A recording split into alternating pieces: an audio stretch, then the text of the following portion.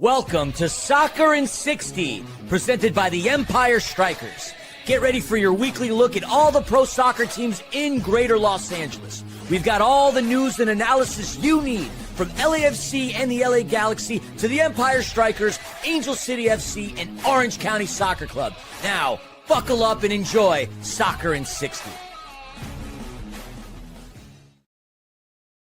Buckle up indeed, and welcome to the fastest paced soccer show in SoCal. This is Soccer in 60, brought to you by SAC Health System.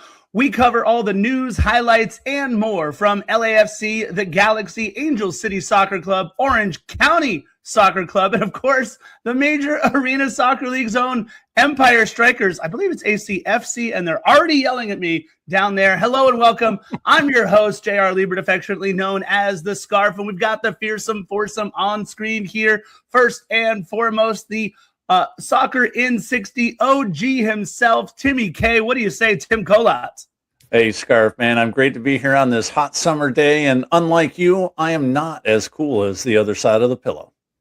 The man said hot summer day, and it is March 18th. I give you one half of the Lacuna Galaxiana podcast. Rob, hello, and Rob, welcome back to Soccer in 60. Hey, guys. Welcome to you guys to the party, because it's a lot of good soccer to talk about today. So much soccer to talk about, so why not bring on a two-time World Cup representative, one-time Olympian, and now she covers soccer for CBS Sports Central, Cara Lang Romero. Cara, welcome back. Thank you. Happy to be here, guys. Listen, for the first time in 2026, all five clubs were in action, and what a week it was. David Martinez calls game in Costa Rica for LAFC, while an old friend unfortunately sinks the Galaxy at home. The County Boys begin their U.S. Open Cup run, while the Strykers take control of their playoff lives amid some interesting times in the Inland Empire. And at BMO Stadium, Angel City takes flight behind a 4-goal victory. We've also got a fantastic interview with Strykers defender Ben Suddeth. By the way, last week's best 11, Ben Suddeth, don't forget. So it's going to be a fun one. Lots going on. So let's check in with our friends over at Omnitrans. In partnership with the Empire Strykers, experience the thrill of game day with Omnitrans. Be in the heart of the action at Toyota Arena and let Omnitrans take care of the ride. Simply download the Transit app to catch your bus and enjoy a stress-free trip to cheer on the Strykers. Don't miss out on the excitement and make every moment count at Toyota Arena. Ride with Omnitrans to the final Empire Strykers home game of the season coming up in a little bit. But now let's talk some Galaxy. We want to mention at the top that due to our recording schedule, we're unable to recap their CONCACAF Champions Cup match against Mount Pleasant in Jamaica. Rob, we were hoping you would be on location in Jamaica for us. I know you were also hoping that might be the case. But Rob, it's a relatively relaxing time with Galaxy up 3-0 on aggregate, but it will be a little bit more of a competitive match from Mount Pleasant, considering they'll at least have their normal best 11. Yeah, absolutely. I mean, and not only that, but the Galaxy have traveled about 9 hours. They don't know that much about the team they're playing, and like you said, they'll have their full first team. For those that weren't privy, Mount Pleasant wasn't allowed to travel with 10 of their first team players to the first leg in Los Angeles. And so now the Galaxy do take that 3-0 advantage into the second leg, but they face a team that they largely do not know much about.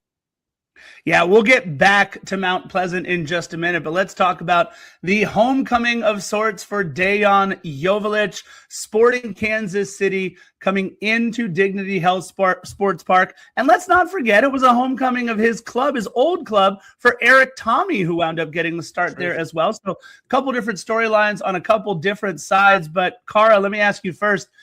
The Galaxy lost, unfortunately, Dejan Joveljic due to a cup casualty. We have cap casualties in some sports, and in MLS, we have cup casualties that after you win, you can't keep your roster. And he comes back to Dignity Health Sports Park, puts up a goal, striking first for Sporting Kansas City. It's got to kill the Galaxy faithful because they don't want to lose him. But what's it like seeing a player of that caliber have to walk out the door as a cup-winning casualty? I think it's hard, but I think it's also just the way it goes in this league, and you just have to accept that. Every team goes through it after they win a championship. They cannot come back the next season with the same roster or even anything close to it. It's just that forced parity of the MLS. And it's unfortunate, especially because Dejan Joveljic, I think, still had so much to offer for the Galaxy, and we see it when he comes back. You also see how much respect he still has for the club and the way that he didn't really celebrate when he did score that first goal. But, no doubt he's coming back and he's trying to make his mark every chance he gets. And he wants to show like this is what you're missing. And I think he did exactly that. Yeah, both Cara and Rob, I want to get your take on this too. Gabriel Peck left out of the 18 entirely against Sporting Kansas City. Jakob Glesnes earning one of those DNP CDs. That's a coach's decision where you just get left on the bench. Cara, first for you, was this as much maybe some rest as it was maybe looking ahead to this long travel to Jamaica? I think it could be that. I think it could also just be the amount of road games that the Galaxy have got coming up ahead of them as well. You're talking about rest for CCC, but also just looking ahead. They were gifted with a very home field advantage heavy schedule to start the season, and Galaxy did not take advantage of it in a league where home field advantage is everything. So I think it could be that. I think it could also be tinkering from Greg Vanney, because, we know he doesn't love to tinker with his system, but he's got more depth in this team this season. So maybe he's just trying to find what combinations work, as well as what we saw with the Hack Yoshida pairing in the center back. I think he's trying to figure out what works, because right now it's not clicking. Yeah, I want to apologize, because if I could read my notes correctly, it would have said Gabriel Peck was out with a red card. So I've got Angel City yelling at me already. I've got the Galaxy faithful yelling at me already.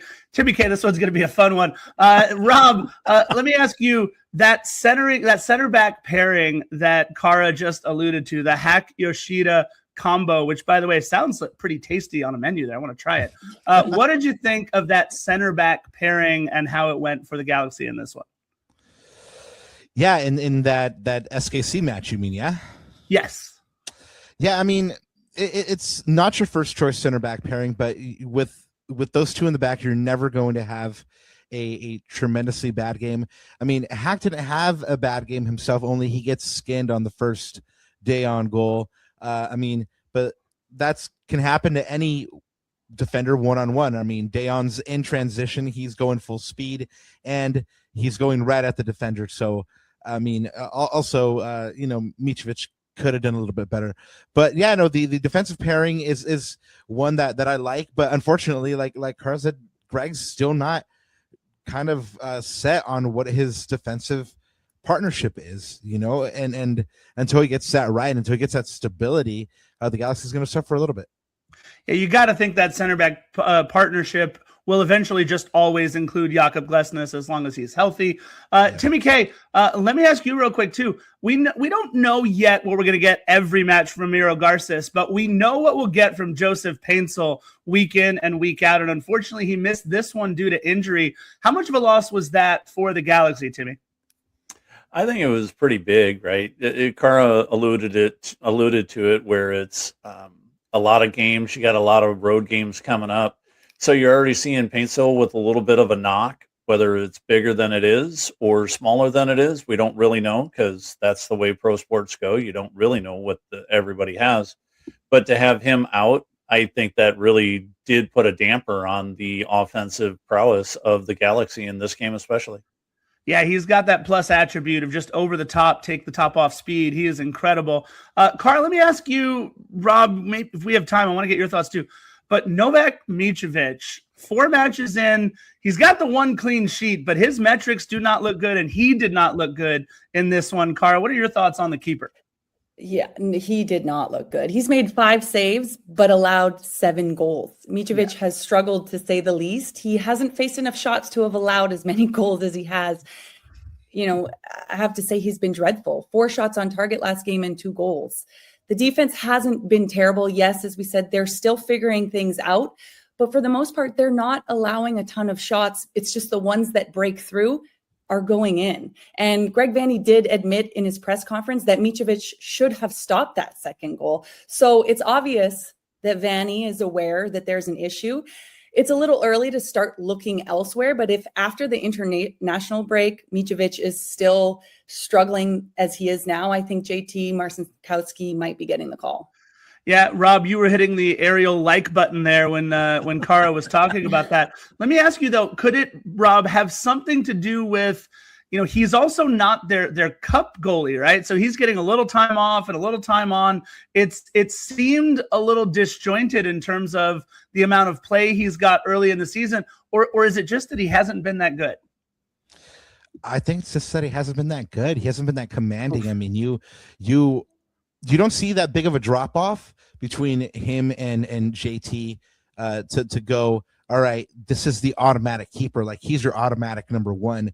I think that ever since last year, there's been kind of like the goalkeeper battle. I don't think he's ever been settled. I mean, towards the end of the year, he was the most settled he's ever been. But look at the Galaxy; they had a dreadful 2025. So he was the keeper of a team that was not a winning team, right? So you come into this year, you expect him to go ahead and command that spot, but the data's just not there. Too many goals allowed. Yeah. Carl, let me ask you, with the match, Mount Pleasant, it will have already happened if you're listening to this on Fox Sports Radio, but it's 4:00 Thursday, and then Providence Park in Portland on Sunday. Are you expecting a full 11 in Jamaica for the full 90, or have they pretty much got that one put away and they can start looking ahead to Portland in Portland? I don't think that you can call it put away at this point. I think Mount Pleasant is playing with a chip on their shoulder after having to play a lot of second team players here at Dignity Health.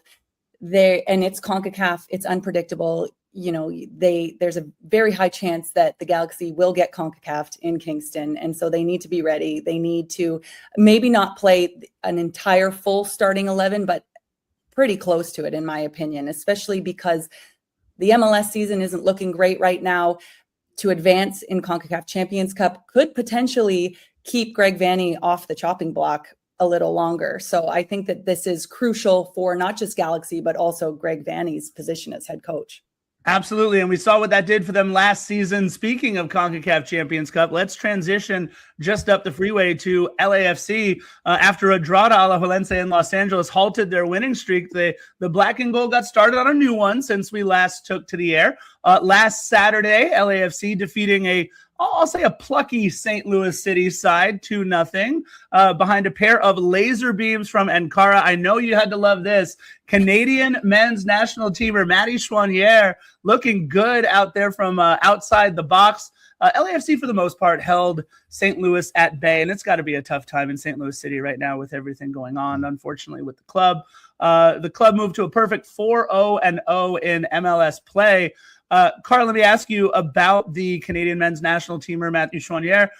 He hadn't gotten a ton of looks, but has he cemented himself in that World Cup roster spot now with those 2 goals?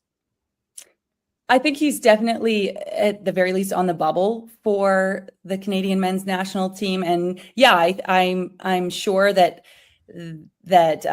the Canadian staff is well aware of his performance at LAFC, well aware that he's got that in his toolkit. He showed it. I don't think a lot of LAFC fans were aware that Chouanière had that in him, but he definitely proved, myself included, a lot of us wrong, because I was definitely one of the people begging for him to be taken out in those first few minutes of the second half, or at halftime, right before he scored that first goal, and he shut all of us up. So, I think he's proving that he's capable of more. I'm not sure that with as high quality as this LAFC midfield is, that he will be a mainstay in the starting lineup by any means, but I definitely think he has something to contribute to that Canadian men's national team. Yeah, and unfortunately, he was out there because our other Canadian men's national team midfielder, Stefan Eustáquio, was out with injury.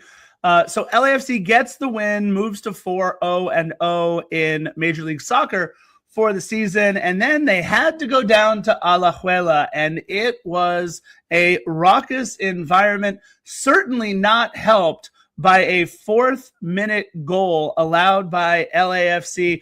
It's the stadium known as the Cathedral, Estadio Alejandro Morera Soto, and it is a tough place to play. We talked about Alajuelense being the highest-ranked CONCACAF team outside of U.S., Canada, and Mexico. And, of course, they came in knotted at 1. The early goal from Alajuelense.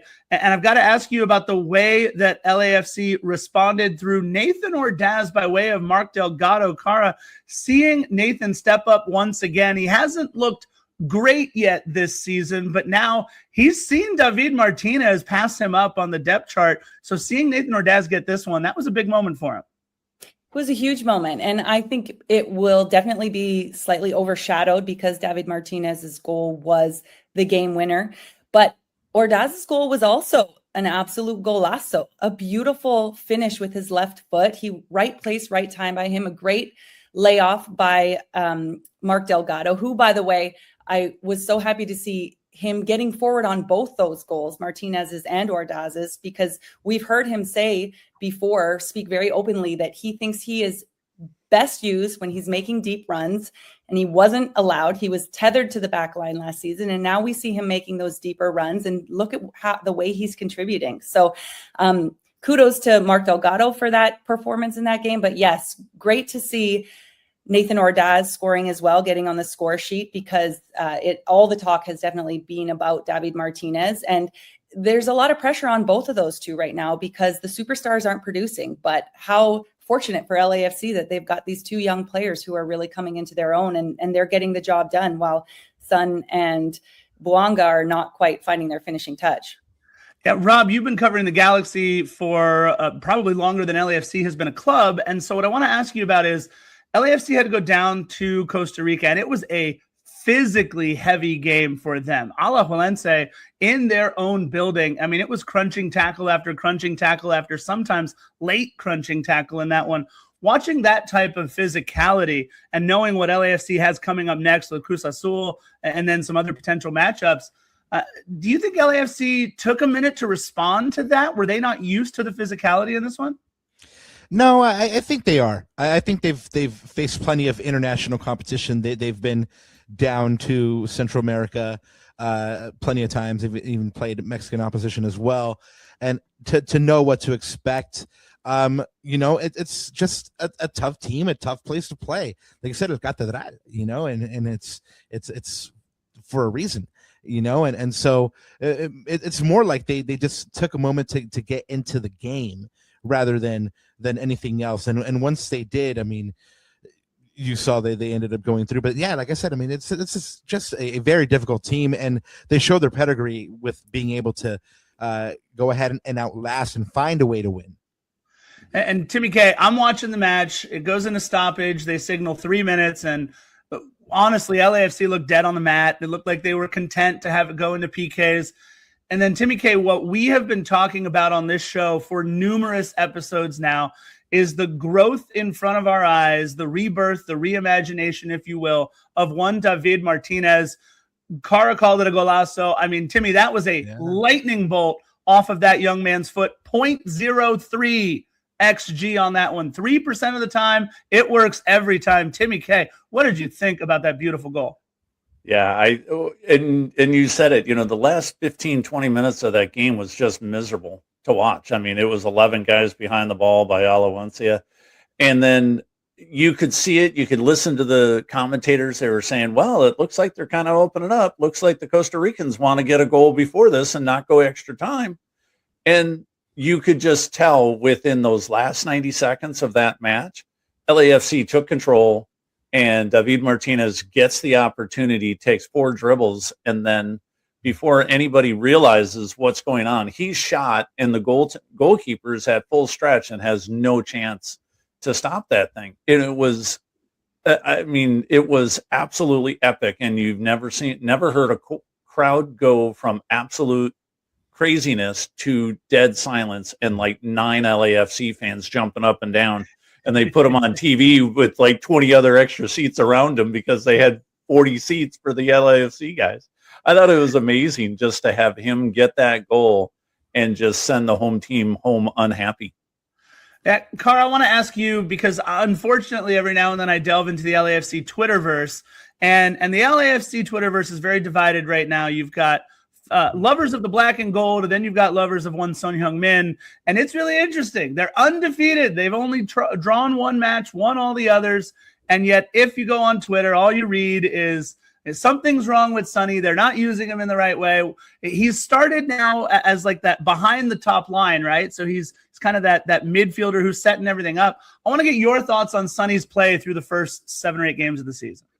Yeah, I mean, I think he was able to get on the ball more in this game against Alajuelense. We certainly saw glimpses of him as well as in the last MLS League game. He was more able to run at players, especially in this game against Alajuelense after Ordaz's goal really opened things up. Alajuelense needed a goal, so they're forced to play instead of just defend. So then Son had more space. And I was thinking, okay, now is when we see Son get unlocked. But he still seems off. His touch is off. He doesn't look quite as fast as we know he can be. His set pieces aren't as clean or as dangerous yet.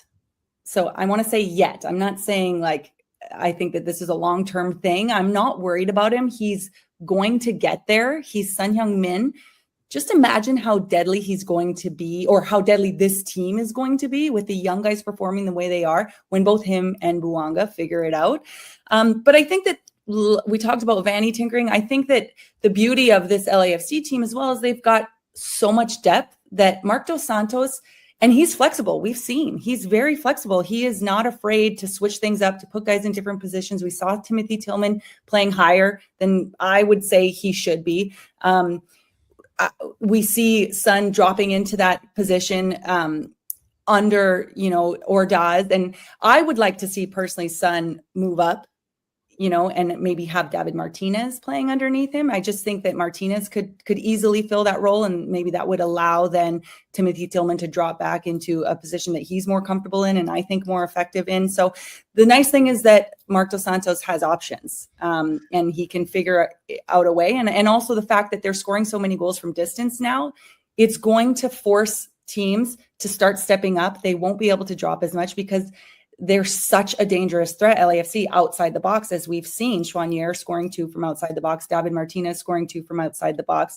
Those short corners that they took where both Eustachio and Delgado scored from distance. So I think this now is going to force teams to step up a bit and provide Son with more room to play. And he will be more comfortable, and we'll see him back to his former glory. All right, and we'll see Cara and Rob in a little bit as well. We'll see you guys in just a minute. We'll get to ACFC news in just a little bit. So, Timmy K, let's take a look down at the Inland Empire. It's an interesting time, to say the least, out there at Toyota Arena. So let's bring on the voice of the Empire Strykers, one Christian Philly Philemon. Philly, welcome back to Soccer in 60, my friend. What's up, everybody? Good to be back here. Hello to everybody tuning in to Soccer in 60. Yeah, listen, we're going to get to the real interesting news maybe towards the end. But, Philly, the most important thing is that with 2 matches left in the season, the Empire Strykers have taken control of their playoff lives, their playoff destiny. But it was a tough one at home against the Tacoma Stars. It was almost like opposite day between these 2 games that we're going to talk about. Let's talk about this match against the Stars. It was billed as a good old-fashioned 6-pointer, Philly. And unfortunately, it seems like the second or third time recently, the Strikers ran into a blazing hot keeper in this one. And it was tough. 17 saves on the day. Yeah, it was a very tough game from another perspectives. I mean, you had the return of Frank Tayu, Uzi Tayu, and then, of course, Clayson De Lima. So, there was that in the air. Frank's first game back to Ontario wearing the kit of a Tacoma Stars member. He previously wore a Milwaukee Wave kit, and that was the last time we saw him in the building. Obviously, Frank holding so many records for the franchise. That was a thing. And, of course, what did he do? He turned around and scored and actually had a goal and assist. And his brother, Uzi, who's not necessarily known for scoring goals, scored a goal. So there were so many things that went against the Strikers. I mean, Tacoma got out of the gates right from the beginning, 2 minutes and change in with Alex Caceres, by the way, another former member of this organization. And then, Empire really never got any closer than 2-1. At that point, it was just another 3 straight goals scored by Tacoma. Zaha, the rookie, would come in and score another one to kind of cut the lead, and then miscommunication led to a terrible turnover, which led to basically the nail in the coffin. And the part that I think sucks even more is obviously these are the two teams that are battling it out for that final playoff spot, but it's also losing to a team that hadn't won on the road at all season. So there's so many problems with this game. Yeah, but you know what? The Strikers hit the mat and got back up in Milwaukee thanks to a little bit of an unorthodox move, Philly. And let's unpack this a little bit here. The news broke before the match that Captain Berto Palmer would have to wear even another hat in this one. Player coach Robert Palmer. I want to let you talk a little bit about Philly, your Philly, a little bit about the opportunity for Robert Palmer and what that means potentially moving forward for Coach Onua Obasi. So obviously, after the game, everybody was very much disheartened because now the Strikers lose their positioning in the playoff spot. Things are amuck. Things are running amiss. Just a lot of negativity operating in and around the Toyota Arena, for lack of a better term. And as you saw, it was Berto Palmer who would go in as the head coach and defender for the Empire Strykers. And there's a press release that just came out today where the Strikers announced that Captain Robert Palmer has been named interim coach for the remainder of the season, which comes off of the heels of that 6-3 win. It is very important to know that Coach Obasi is still with the organization. There are productive conversations about transitioning him into a new higher level role within the organization. So Onua Obasi is still with the Strikers, but obviously with everything that happened in Milwaukee, you want to ride the wave of momentum, for lack of a better term. So they're going to be heading into Utica with Robert Palmer making the decisions and obviously anchoring the back line and doing the same when the Strikers have their finale on September 29th against St. Louis. Look, and we mentioned it was almost opposite day between the two games. It was Brandon Gomez who was the hot keeper in this one for the Empire Strykers, 15 saves, and it was a 6-3 result for the good guys in this one as they take out Milwaukee. It was called a huge upset on MASL's website, but I'm not sure that was as big of an upset. But let me ask you real quick, Timmy K, Marco Fabian with a goal and 3 assists, the breakout performance that they've been waiting for. Yeah, seeing him play as well as he did in this game after being scratched a couple of times earlier in the season really puts this into perspective that Marco has really not missed a beat this entire season. It just hasn't had that breakout game, and to get 4 points in this one really put it to the wave and really put the Strikers back in the position that you and Philly talked about earlier, being in the driver's seat for that last playoff spot. Yeah, Philly, before we check in with National Core and then to your interview with Gunnar and Ben Suddeth, talk about now 2 matches left to play. Strikers have control of their playoff lives. What do they need to do in Utica to continue this onward and upward trajectory at the end of the season?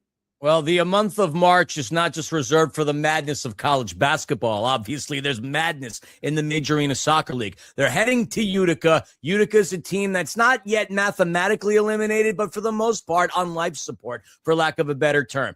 They need the road win. They absolutely need the road win, and they need to set themselves up in what's going to be a fiery competition against the St. Louis Ambush. Look, the Ambush are clinched. The Ambush are a tougher team than Utica City. So at this point, the Strikers truly want to control their destiny. They need these 2 wins. They don't need to worry about what anybody else is doing. 6 points is massive. 6 points will propel them where they need to be because now, in terms of games in hand, they're both tied with the Stars. So strike hard, strike fast, no mercy, to steal some lines from Johnny Lawrence from the Cobra Kai show. There you go. You've heard live Philly's voice right now. We're going to say goodbye to Philly, but hello again in a second with his interview with Ben Suddeth and Gunnar Burnt. We're going to check in with our friends over at National Core. National Core is one of the nation's largest non-profit affordable housing developers and a proud sponsor of your MASL team, the Empire Strykers. At National Core, they believe that soccer has the power to transform lives just like they do. They believe in building strong communities on and off the field. And to learn more about National Core and their mission, head on over to nationalcore.org. But right now, we're going to head on over to Gunnar, to Philly, and to Empire Strykers defender Ben Suddeth. Our guest is a rookie with the Empire Strykers. He's a gritty defender who has seen lots of playing time lately.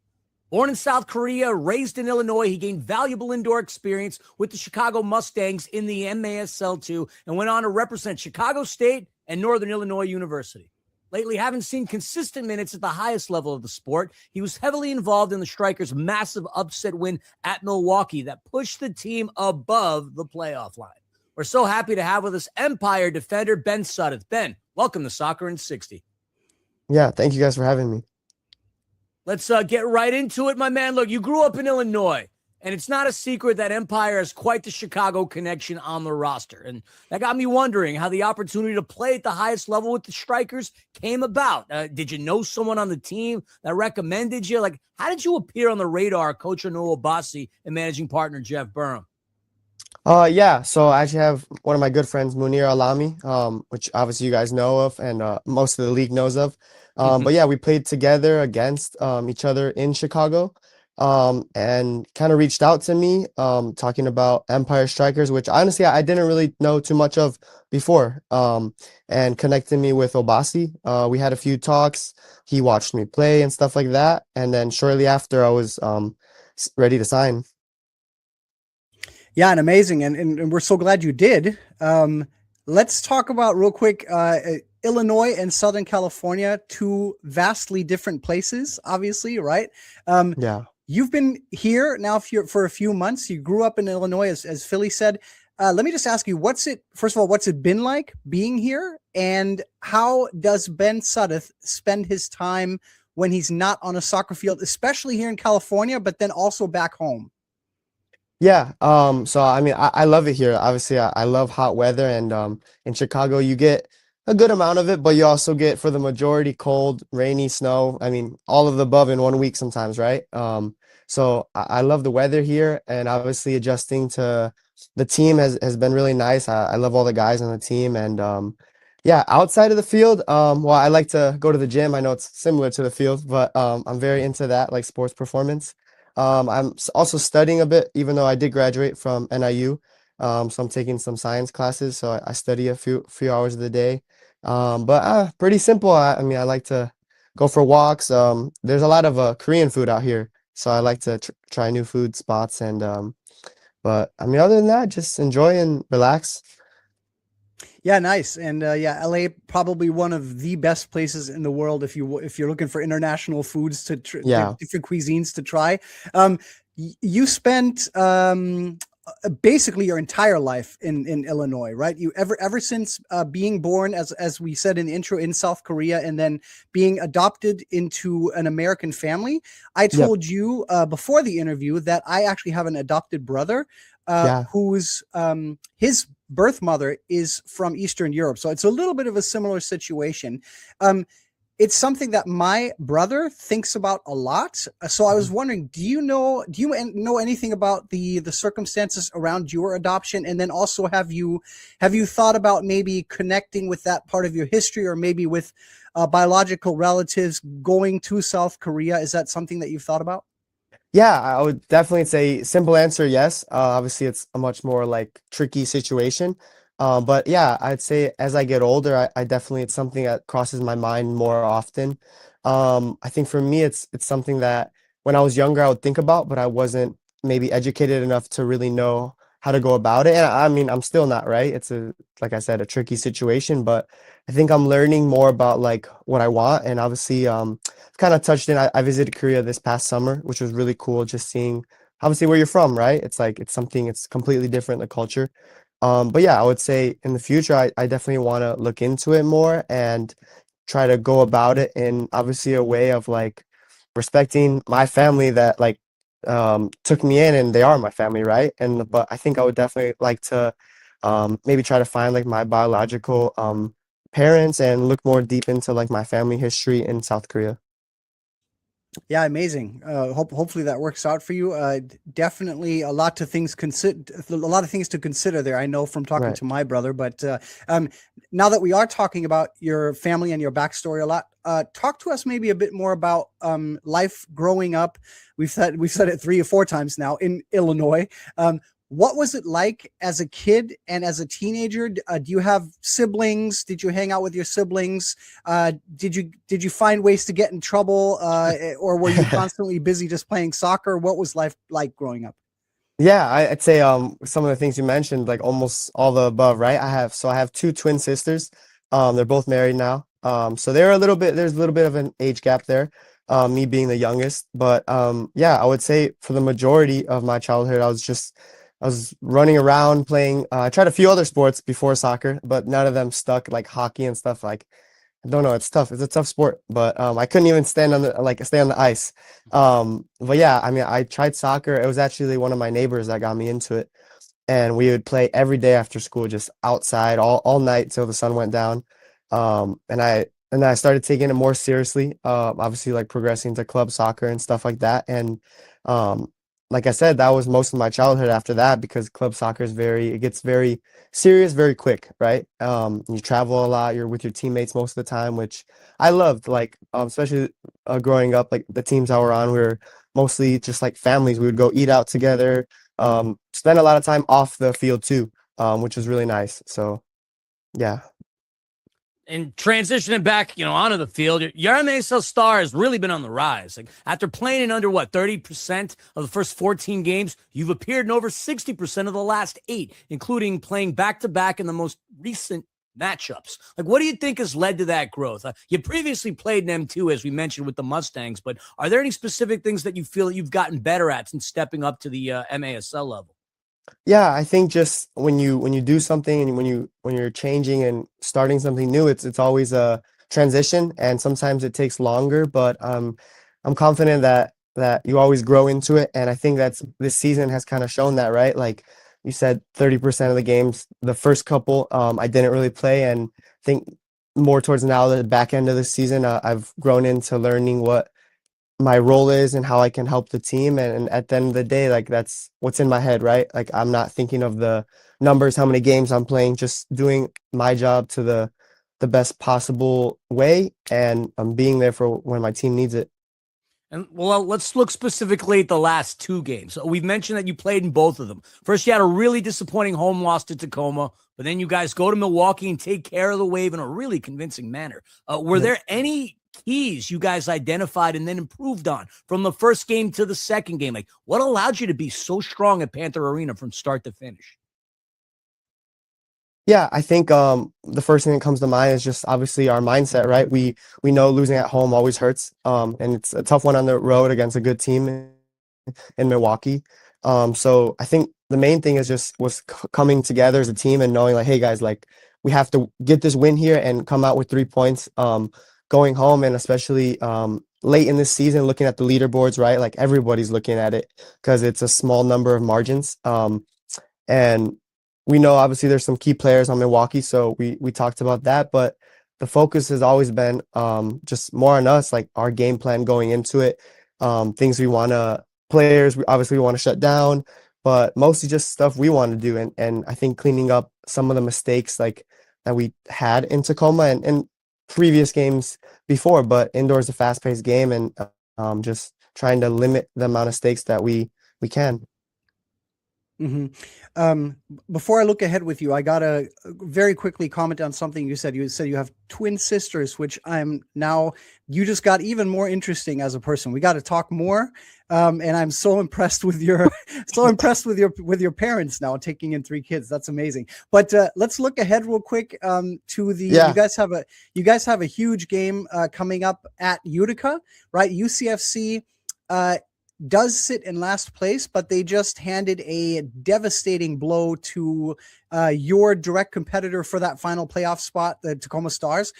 If you guys get a result at Tacoma, it could be game over for the Stars, depending on what they do against St. Louis.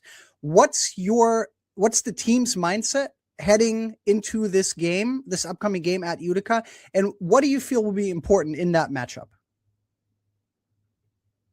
Yeah, so I feel like every game on the road is tough, right? The travel and everything between that, and especially now where teams are hungry for points, and like you said, especially us and Tacoma, both teams know it. We're fighting for that spot into playoffs.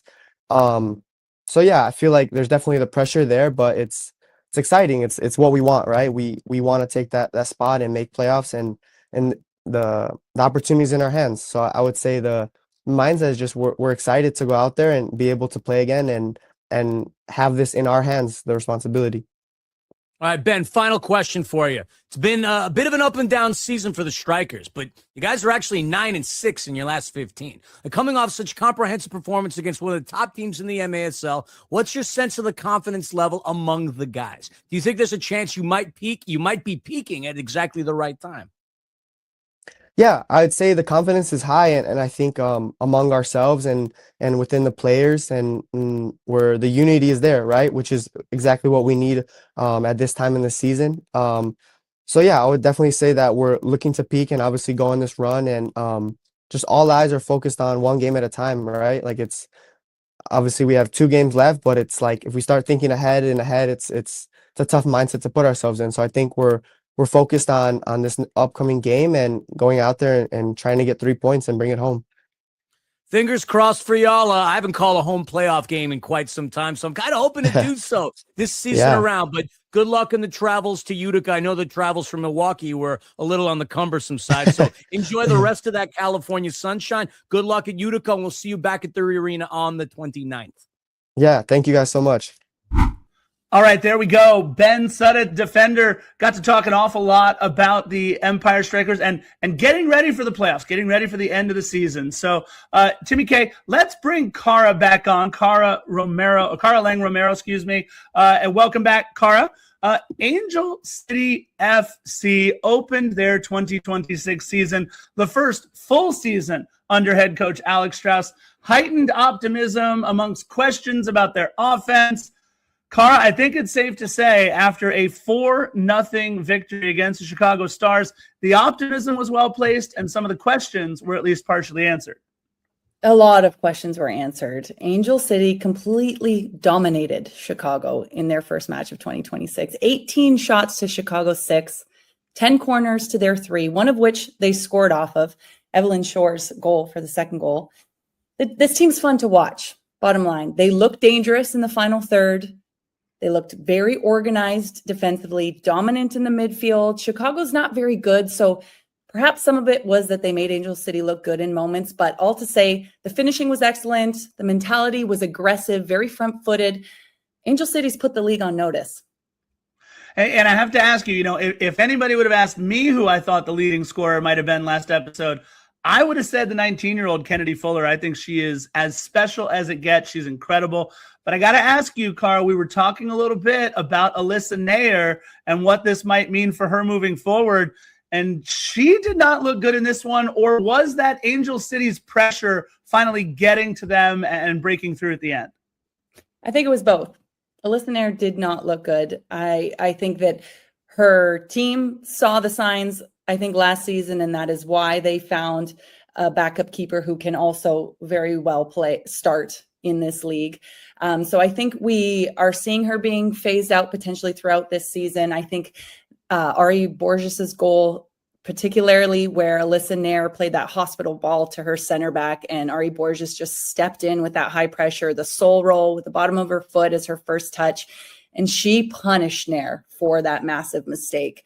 I think that was a big sign of maybe what's to come throughout the season, especially if teams are going to press high like that. And it's unfortunate because she's a legend. So you hope that she still has a strong season if this is her last, but we'll have to see. But at the end of the day, it was more, for me, Angel City's execution. It was just fantastic. And Timmy, Cara talked about the beautiful soccer that they played. I don't know that it gets more beautiful than that final goal of the night. Sarah Gordon, that first touch by Sven Jan's daughter. I mean, Miara News putting it away. Timmy, talk about that fourth and final goal, how beautiful that run of play was. Just everything came together perfectly for Angel City on that one. Yeah, and this is what we were, and what we here on the show and what the Angel City fans were looking for when Coach Strauss came in last year. And now that he had a full preseason, he's got a bunch of the games, and this first one in, this is what everybody in the stands are looking for, what the entire Angel City faithful are looking for. And to see something like that come this quickly, it was the fourth goal, but to see it in the very first game of the season, this is really what's going to prove, as Cara mentioned a minute ago, this is really what's going to prove that Alex Strauss was the right head coach, and it was worth waiting for. Yeah, I mean, look, it was beautiful football all the way around. Cara, it could have been 5 late, and I think Alex Strauss will at least be a little disappointed in the way that Angel City closed it out, left a couple of opportunities there on the table. So it's a good thing, right, that Strauss has something to talk about for the next couple of practices as they get ready for Bay FC next week? Absolutely. I think so. They've got something to work on for sure. And, I got a glimpse of Strauss's pregame talk with his team. And if that's any indication of how he addresses the team, he is not going to mince words about those final minutes. But I was really happy to see how commanding he was in that locker room. If anybody here gets a chance, look up that video. Angel City posted it of his pregame pep talk. He said they talked about it all winter, high performance mindset, intention, intensity, intent. This is what he was telling his team before the match. And they went out there and they did exactly that. He said, we are not going to be average. And they certainly weren't on the day. This team isn't just talented. We've seen talent come through Angel City, but this team, after watching them in that first match, they've got killer instinct and they've got a winning mentality. And I think that's the biggest difference this year. Yeah, congrats to former Si60 interview subject Taylor Suarez, making her NWSL debut for Angel City in the 82nd minute. And I think what might be the most inspirational moment of the entire season in all of NWSL, of course, Savvy King coming on just after the hour mark to replace new acquisition Emily Sams. It's hard to believe it was only 10 months ago that she unfortunately had that cardiac event. Saturday, March 21st, PayPal Park, Bay FC, a club that has given Angel City fits. Unfortunately, we got to ask about 2 players. First, Timmy, out for this one with a little bit of a knee issue. June Endo, who of course had her ACL repaired, and a lot of optimism coming into the season, but unfortunately, June Endo's just not ready yet. Yeah, and there's a lot of, I would guess it's a lot of pressure on her and the team to have her back on the pitch, right? Because she was a very big signing when she first came over. She didn't play for an entire season with that season-ending injury. And to have a little knock on the knee again, you want her as healthy as possible. And it's okay to keep her on the sideline, especially with, Savvy King playing as well as she did. But you got to make sure that June Endo is healthy 100% before you put her back out there. Yeah, and she said there's just still a significant imbalance between her left and right side. So her body telling her something. Mm-hmm. But Cara, unfortunately, Hana Sujita is not going to play for the rest of the season. The Japanese national team star, massive acquisition at the end of the year last year, torn ACL. This is a huge blow for Angel City.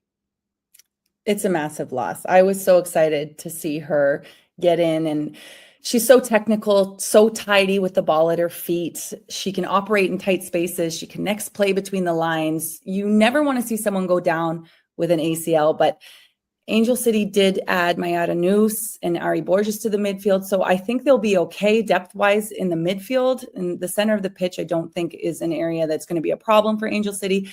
But nonetheless, it's never good to see a player go down, especially with an injury like that. Yeah, you really feel for her. It happened before this match. Didn't happen in this one, but they did just release the information. We are going to say bye to Cara Langermel. Thank you once again for being here on Soccer in 60. Thanks, and the County Boys, Timmy K, kicking it off down the road in Orange County for their U.S. Open Cup lives. This is a fun one. They did it, by the way, with a new defender. We didn't talk about this last episode, but 6'3", 24-year-old Garrison Tubbs. I mean, that sounds like a guy you want patrolling your back line, formerly of the DC United, formerly of the Atlanta United program as well. I mean, a defender like that, bringing in some top-level experience to the back line, that's a big get for Orange County Soccer Club as they kick off their Open Cup run. Yeah, to get him on loan right now is a big deal for the club. You've had some of the guys leaving the offseason, and you could see with some of the late signings right towards just with the day or two before the first match. The biggest thing was that he's a big dude. You mentioned at 6'3", and he's like a $185. So he's not 6'3" and 150 pounds like some of these dudes are.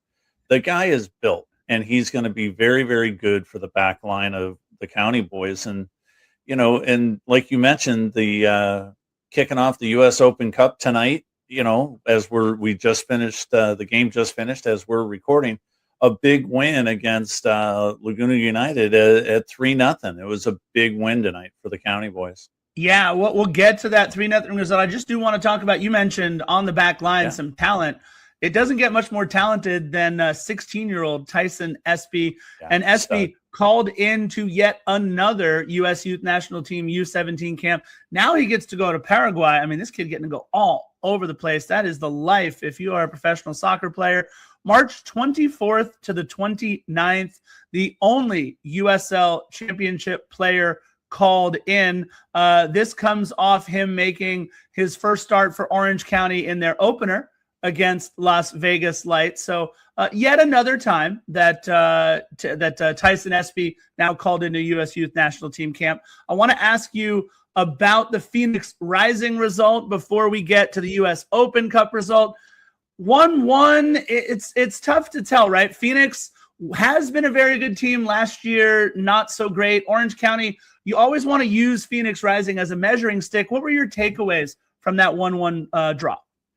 I think the biggest thing is that the boys are still coming together. You've got several new guys on the team, but you still have some of the core, right? You've got 7 or 8 core guys. And when you put 7 or 8 core guys and you still have 3 or 4 guys that are coming in, right? You got a new goalkeeper that's getting most of the starts. You've got Mohamedou Wars playing and Zubak's playing, but you still got another 2-3 guys, and you still got a mesh. What I was most impressed about is that they never gave up, and you see the equalizer late in stoppage time by guest of the show, Nico Benalcazar. And you could just, again, you take the breath out of the air of the stadium, and it was a hot one in Phoenix over the weekend. And you just look at that and you think, okay, if they're going to play until the 93rd minute and still get that equalizer, the County Boys and coach has got these guys playing well already this season.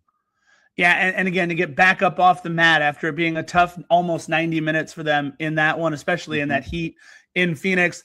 Look, a lot of these USL championship clubs, they would love to win a USL championship cup, but I think if you really ask them which trophy might be the most fun to play for, it would be the U.S. Open Cup. And Orange County Soccer Club kicking off their U.S. Open Cup run. You mentioned Laguna United and NPSL, I believe, squad, or a UPSL squad, excuse me, that they're actually also going to be playing at MLS Next Pro. They got all kinds of things going on there in Laguna United. What they didn't have tonight was their offense, because it was a fantastic performance by Orange County in this one. You mentioned the score 3-0. Stephen Kelly, Ryan Dogman, and Chris Hagart, by the way, wearing the number 10 shirt now, Timmy K. Yeah, it's a big deal for these guys to get out there, and Hagart comes through, gets that third goal right towards the end. And this was a big win. I mean, Laguna United is a very good club. They are a division below. A couple of division below, but they are a great squad, and that whole United program down there in Laguna is incredible. If you look some of the players that have come out of that, you're seeing a lot of D1, D2 players come out. You're seeing some of these guys playing pro, obviously, and the club is going to be very, very good for a long time. So this was a very good measuring stick for both clubs, right? You knew that Orange County was going to be well favored. But to see Laguna United come out and play well against a team that obviously was a heavy favorite against them. Yeah, look, they held their own as best they could, but let's not sell the County Boys short. 25-2 out shooting Laguna United, 72% of the possession, allowing 0 shots on target. You and I could have probably played keeper tonight and kept a clean sheet against Laguna United. And I don't mean to disparage Laguna United, but this was just a dominating effort. We just hope that they're all okay after they absorbed 23 fouls, did Orange County in this one. So That being said, County Boys off to a good start in the U.S. Open Cup, And while it's been a great start here on Soccer in 60, let's get to the finale, the fun part, the best 11 soccer players for their individual performances in individual matches over the last week. You see it there on your screen. Goalkeeper Brandon Gomez for the Empire Strykers against Milwaukee. Defenders Alan Perez for Empire against Milwaukee. Evelyn Shores, Angel City against Chicago. Mohamedou War, Orange County Soccer Club against Laguna. And Ryan Dogman also for that same match. In the midfield, Matty Chouanier and Mark Delgado. Chouanier for his performance against St. Louis. Delgado against Alajuelense. Kennedy Fuller for Angel City against Chicago, as well as Ari Borges, and Marco Royce for Galaxy against Kansas City. Marco Fabian playing up top for the Empire Strykers, 3 for Angel City, 3 for the Empire Strykers, 2 each for the County Boys and LAFC, and Marco Royce there for the Galaxy. Who sticks out for you in this one, Timmy K? Well, I like the fact that Mohamedou War was playing defense on this week's edition of the Best 11, but I think the one, I always go back to this one, but I'm not going to go my famous Marky Delgado poll. I'm going to go Kennedy Fuller on this one. You and I were talking about her. Cara mentioned her. You had mentioned that she was going to be the leading scorer had somebody asked you, but Kennedy Fuller, I think, really stands out on this one. And we'll give Gunnar a little bit more heat afterwards by putting him at defense, but it's all good, Gunnar. Don't worry about it, buddy. Listen, to have a weapon like that, being able to come from your back line and then come all the way to the front, I'll take that all day long. Look, we've seen it at times from several of these clubs. I want to take a quick look at Brandon Gomez. Brandon Gomez, was fantastic for the Empire Strykers against Milwaukee, and it was, let's be honest, after a stinker against the Tacoma Stars, Brandon Gomez was very, very good. 15 saves, 83% save percentage, and really a bounce back game for him. So I was happy to see him there. And look, we mentioned Alan Perez. You want to talk about defenders who can score. Alan Perez with a hattie against the Milwaukee Wave as well. Looking good there. And then real quick, Timmy, you talked about this earlier. We'll close on this one here. Marco Fabian having a vintage performance at the perfect time for the Empire Strykers.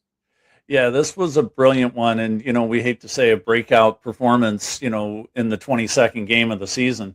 But really, this is the best he's played all year long. He's had some good games previously, but when the Strikers needed it most, they got the best out of their, clearly in this game was their best player, Scarf. Yeah, absolutely. I know you didn't want to talk about him, but over 100 touches in the match for Mark Delgado, and he was absolutely fantastic down in Costa Rica against Alajuelense as well. I want to say a big thank you to everybody who tunes in to Soccer in 60 every single week. Don't forget, subscribe to the podcast, subscribe to the YouTube channel. Check us out everywhere you can. Thank you so much for joining us on another fantastic episode of Soccer in 60, brought to you by SAC Health Systems. He's Timmy K. I'm JR Liebert, the Scarf. We'll see you all next